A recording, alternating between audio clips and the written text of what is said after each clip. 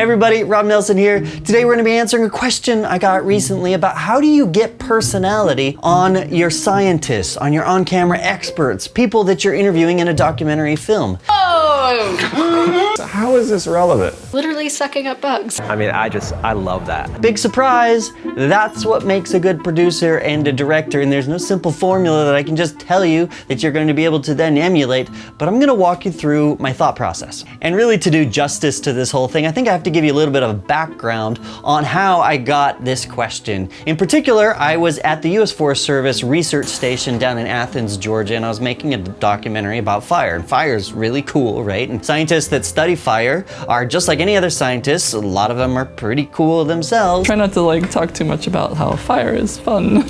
I was like, I don't want to prevent forest fires. I'm actually lighting the forest fires. Why aren't we preventing them? But when I showed it to this other group of filmmakers, they were like, we went down to that research station and we didn't get anybody to smile. Like, how did you do that? I kind of thought this was an odd question because I never really thought about that before. But look, my job as the producer, as the director of a film like this, is to get people comfortable on camera, to get those emotions to come out of the scientists because they are being depicted on camera and it's really important that their best sides come out. So with this in mind, and I want to try to help other documentary filmmakers out there, these are 6 things that I do, that I think about as I go into interviewing a group of scientists. First, I set the stage a long time before I even make it to the research station. Now this is really important. Email, of course, is the first way of communication. I also call them up on the phone because I think that a simple phone call is really much better than an email because you're talking one-on-one with somebody.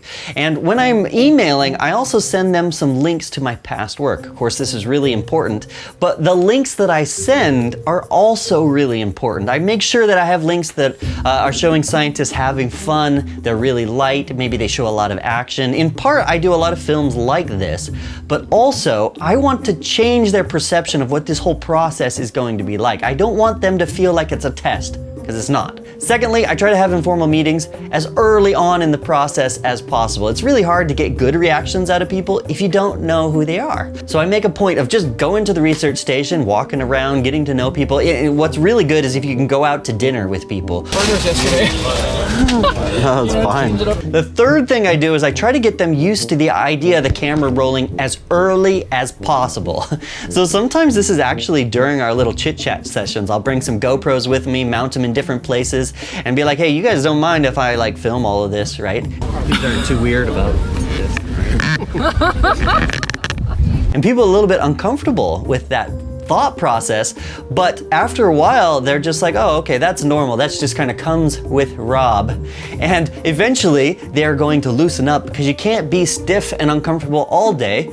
And if you're with them all day, eventually their true personality is going to come out and then you got it. Now the fourth thing I do is I try to get people out and doing stuff. You know, if you just sit somebody down in a chair in front of the camera and you turn on the camera, they're gonna feel like they're being grilled.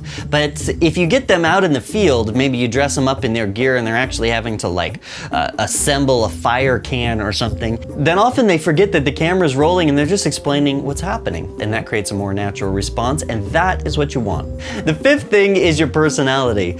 Now this is a tricky one because this is something you've spent a lifetime developing, but you want to come across as friendly. You want to be listening to what they have to say, and you want to be kind of in a jovial manner. The lighter you can be, the lighter they will be. Contrast that if it looks like you're having a bad day, or if you feel like you know more than they do, or you just in general make an uncomfortable situation, then they are also going to be uncomfortable. So you got to lighten things up.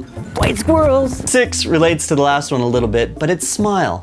Listen to what they have to say and be happy about it. I've actually been interviewed by a lot of people before, and they will sit and they will look at you and they'll be like, uh-huh, and they'll look down at their notes, and then they'll look up at you, and there's no smiling, and you definitely feel like somehow you are screwing up, even though you're not.